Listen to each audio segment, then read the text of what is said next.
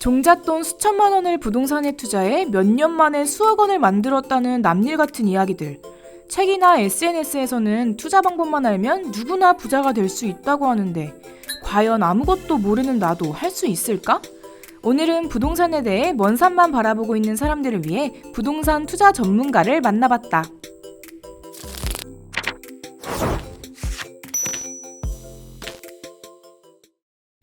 누구나 이루고 싶은 꿈이자 인생에서 언젠가는 해결해야 할 숙제 중 하나인 경제적 자유에 대해서 얘기해 보려고 합니다.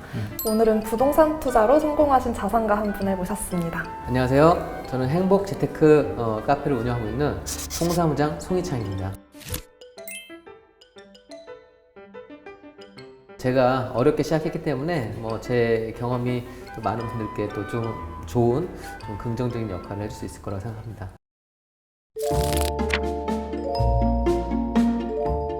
네, 자산가라고 하면 보통 어느 정도의 자산을 갖고 있는지 너무 궁금한데요. 실례지만 혹시 자산가 월 수입이 어느 정도 되시는지 알 수 있을까요? 네. 부동산도 이제 팔지 않으면 거의 사이버머니랑 거의 비슷한데요. 제가 갖고 있는 자산은 한 부동산으로만 250억 정도 되고요. 250억. 네, 그리고 제가 매달 월세를 한 100억 과장 연봉 정도는 매달 그냥 받고 있습니다. 잘 부탁드립니다. 스승님으로 오늘 정말 하나하나 빼놓지 말고, 대표님은 그 사회초년생 때 어떠셨어요? 해외 연수 자금을 모으기 위해서 제가 나이트클럽에 밤무대 가수로 좀 취직을 하게 됐습니다. 가수로 취직했어요? 네, 그래서 6개월 정도 딱 일을 하고 나니까 원래 목표했던 언어 연수 자금을 1,000만 원을 딱 모았거든요. 네. 제가 뉴질랜드를 계획을 하고 있었기 때문에 언어 연수 자금을 모으고 나서 그 다음에 이제 한번 제 인생을 그려봤어요. 28에 언어 연수 다녀와서 29살에 취업을 하고, 취업을 했을 때 2천만 원대의 연봉을 받게 되니까 거기에서 얼마를 저축하고, 또 30대가 되면 결혼을 해야 되고, 결혼하면 또 아기를 낳아야 되고, 그래서 제가 갖고 있는 급여로 한번 인생을 그려봤는데 이 길이 과연 맞는 건지 고민을 좀 하게 됐었고, 그때 취업을 완전히 접고 이제 아예 경제 공부 쪽으로만 좀 올인을 했었습니다.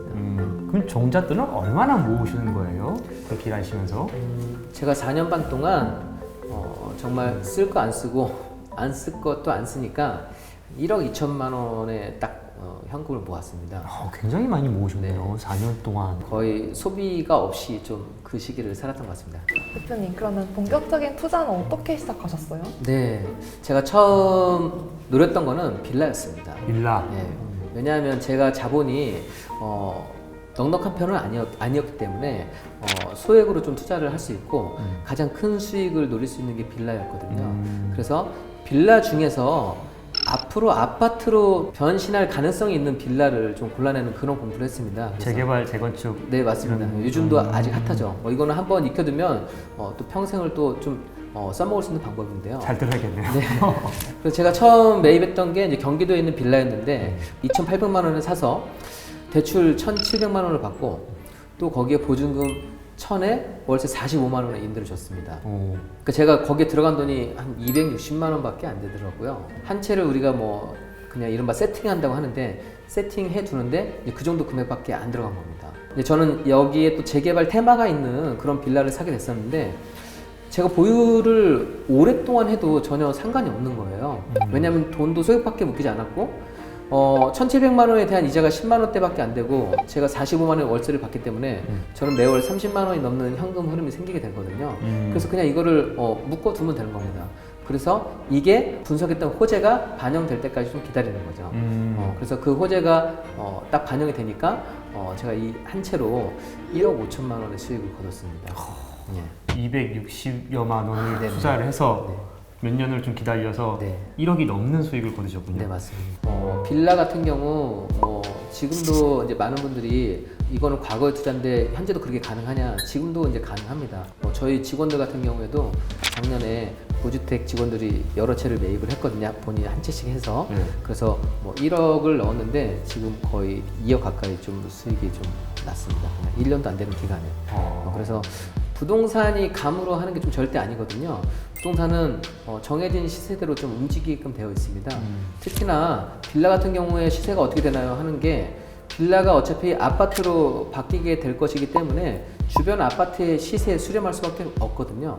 그래서 이거를 뭐 지금 현재 빌라 가격이 얼마고 나중에 부담해야 될 금액이 얼마고 뭐 그러면 신규 아파트가 얼마가 될 거니까 이걸 사면 수익이 얼마가 되겠다, 이게 확정이 되어 있어요. 근데 보통의 사람들은 아파트만 사고 팔고 하려고 하거든요. 그런데 빌라로도 이제 그런 투자가 충분히 가능합니다.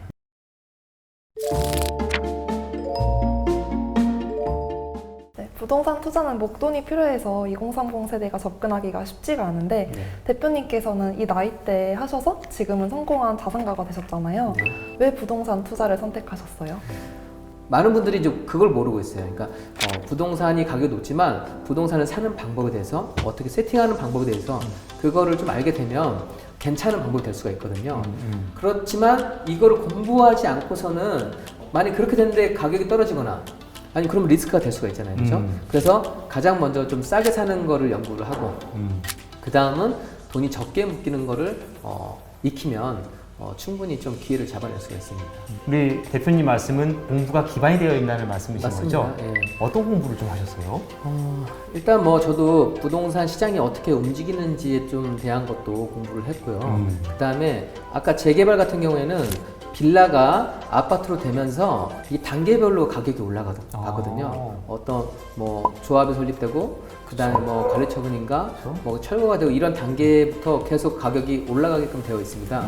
그래서 그런 거 같은 경우에는 내가 여기에 사면, 이 타이밍에 사면 얼마의 수익을 얻겠다는 게 정해져 있어요. 계산이 돼 있군요. 이제 네네. 대표님 머릿속에 있는 그게. 네, 왜냐하면 주변 아파트의 시세가 있으니까 그걸 기준으로 해서 잡아두면 되거든요. 그래서 충분히 우리가 안전마진이라고 하는데 그 안전마진을 좀 확보한 단계에서도 좀 가능합니다.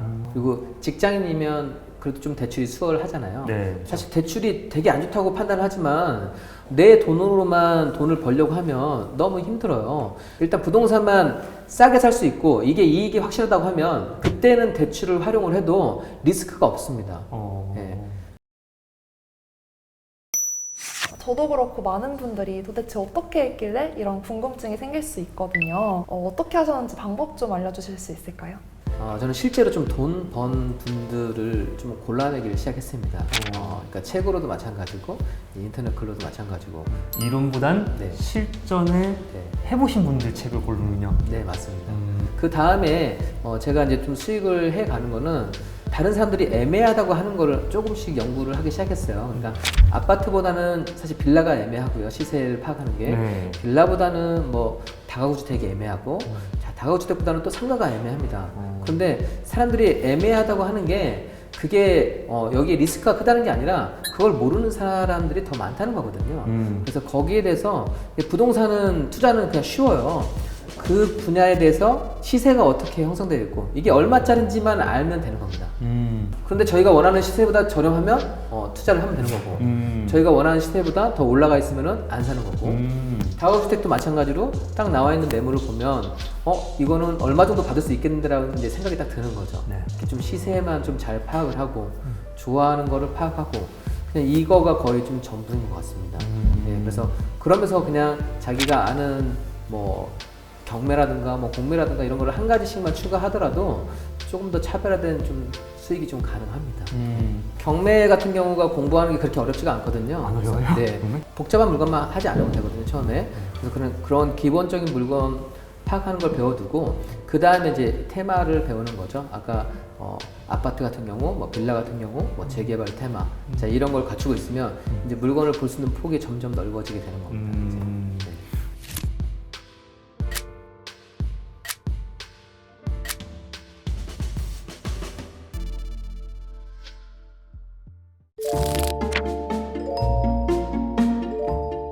주변에서 부동산 투자로 성공한 사람들 많이 보셨잖아요. 어떤 사람이 보통 성공하던가요? 일단은 부동산으로 좀 성공을 하기 위해서는 처음부터 너무 급하게 마음 먹지 않는 게 되게 중요합니다. 그래서 좀 중장기 목적으로 3년 정도? 그 정도의 기간을 공부를 해내겠다. 그렇게 들어온 분들은 조급해하지 않아요. 그런데 내가 6개월 내에, 뭐 1년 내에 이 결과를 봐야겠다. 그런 분들은 결과가 안 나오면 떠나더라고요. 네. 사람이 저는 발전되어 가는 과정이 보이거든요. 저분이 충분히 잘하고 있음에도 이탈되는 경우가 있어요. 그분은 자기가 잘하고 있는지를 아직 모르는 거예요. 근데 부동산은 한 가지를 배운다고 해서 바로 또 수익이 안 나올 수도 있거든요. 한 가지를 배워서 안 나오면 또 다른 한 가지를 조금 더 갖추고 조금 더 갖추면서 실력이 쌓아지는 건데, 그런 과정을 생략하고 하나만 배우면 돈을 벌 수 있다고 생각하는 사람이 일단은 포기도 빠르다는 겁니다. 또 한 가지는 부동산으로 좀 성공하기 위해서는 인맥이 좋은 사람이 이제 성공을 합니다. 인맥이요? 예. 그러면 인맥이라고 하면 뭐 성공한 전문가들과 이런 인맥이냐, 그게 아니고 여기 커뮤니티에서도 열심히 하는 분들과 같이 이렇게 좀 네트워킹이 되어 있으면, 나 이번에 이거 샀는데 좀 괜찮아, 이번에 이거 했는데 괜찮아, 이런 정보 공유도 되고, 나 혼자의 성과가 나오지 않더라도 또 이 증거에 대한 확신을 하게 되고, 좀 즐겁게 공부도 하고 즐겁게 투자도 가능하게 되거든요. 그런데 혼자 왔던 사람은 계속 혼자서 고민하고 혼자 생각을 해야 되니까, 그렇죠. 예, 또 포기가 빠르게 돼요. 그래서 인터넷 커뮤니티, 이제 그런 곳을 좀 잘 활용하는 게 정말 중요합니다. 네. 부자를 꿈꾸는 사람들에게 대표님께서 마지막으로 꼭 해주고 싶은 말씀이 있다면 한 말씀만 해주세요. 예. 우리 또 1세F 구독자분들께 제가 마지막으로 정말 좀 자신있게 좀 말씀드리려고 하는데요. 일단 지금 세상에 나와 있는 길에서 내가 원래 그렸던 그림이 그려지지 않는다고 하더라도 갈 수 있는 길이 정말 많다는 겁니다. 그래서 다른 성공한 분들 메시지를 듣고서 도전하는 삶도 얼마든지 좀 괜찮은 인생을 살 수가 있거든요. 이 방송을 통해서 훨씬 나은 삶 맞이하시기를 진심으로 제가 기원합니다. 감사합니다. 네. 오늘은 송희창 대표님을 모시고 종잣돈으로 부동산에 투자해서 성공하는 방법을 들어봤는데요. 부동산 투자로 성공을 꿈꾸시는 분들에게 큰 도움이 됐으면 좋겠습니다. 네, 오늘 나와주셔서 너무 감사합니다. 네, 감사합니다. 감사합니다. 감사합니다.